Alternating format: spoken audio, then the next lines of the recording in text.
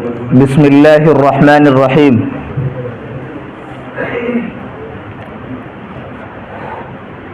المحامد لمن كفى وله الثناء،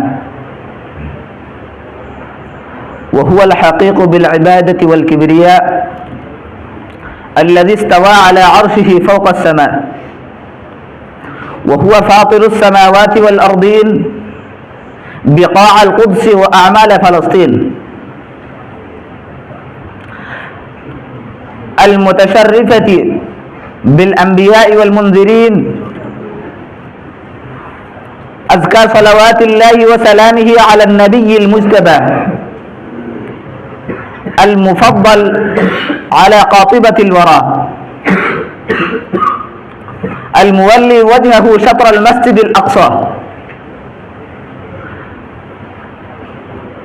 أتى من هنا وحوله بطوبى أن أعينهم عاكفة على الرشد والهدى. أما بعد،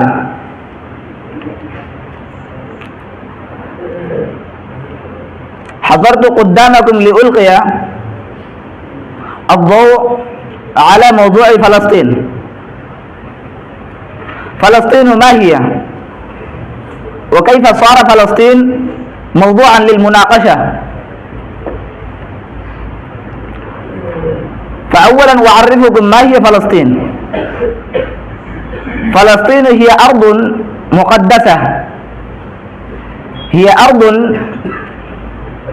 التي فيها أتى الأنبياء الكثيرون من عيسى عليه السلام ومن إبراهيم عليه السلام وما إلى ذلك.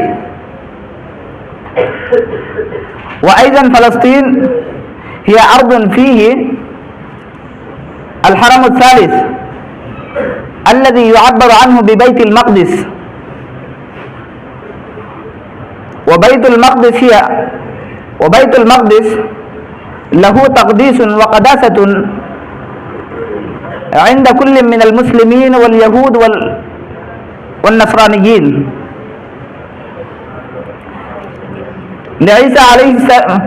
للنصرانيين لأن عيسى عليه السلام ولد في هذا الموطن، وللمسلمين لأن بيت المقدس كان قبلة للمسلمين نحو 17 شهرا. وكذلك لفلسطين ميزات كثيرة من بقاع الأرض الأخرى، ولكن كان في فلسطين رياسة العرب المسلمين من أول اليوم. ولما انتهى الحرب الصهيونية، المعاملات الصهيونية، نفوا اليهود من ألبانيا ومن بلاد أخرى، فأخذوا يستوطنون في فلسطين. وكان في هذا الوقت في فلسطين رياسة بريطانيا الاستعمار، فالاستعمار تعاون اليهود لاستيطانهم في بقاع فلسطين، ولكن المسلمين ما رضوا بهذا، فتنازع عن الفريقان من المسلمين واليهود. فأخيرا أقاموا اليهود رياستهم خالصة لهم في فلسطين، أي في بلاد الذي كان لهم خالصة للعرب المسلمين الفلسطينيين. وإنهم قد فعلوا بعد ذلك ما فعل أحد أقوام الذي أتى وسبق على سطح الأرض. أولا هم كانوا غرباء، إنهم نفوا من بلدان كثيرة، وآواهم الفلسطينيون. وبعد ذلك إنهم أساءوا إلى من أحسن إليهم، حتى في السنة السابعة والأربعين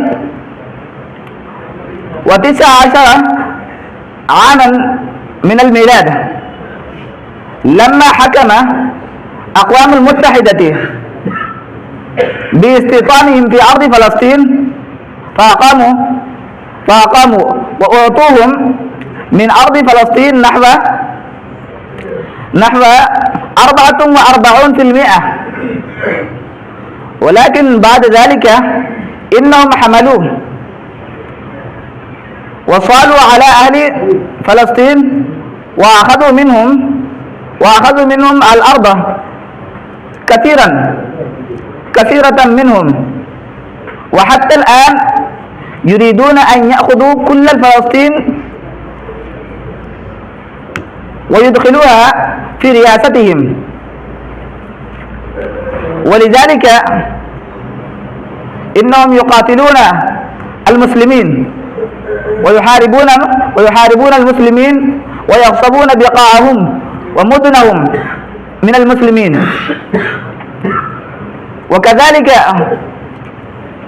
وكذلك الحروب تشتعل بينهم وبين المسلمين من أيام كثيرة. فبناء على هذا بدأ الحرب الأخير في يوم 7 لما خلونا من أكتوبر كما نعلم. وبعد ذلك منذ بدأ هذا الحرب إنهم قد قتلوا نحو 31,000 من الشيوخ والنساء والأطفال والجنديين المسلمين المجاهدين الباسلين. وكذلك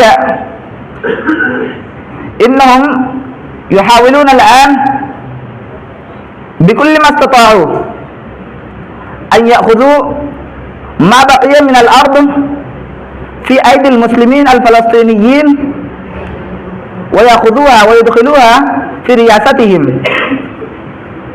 وبناء على هذا في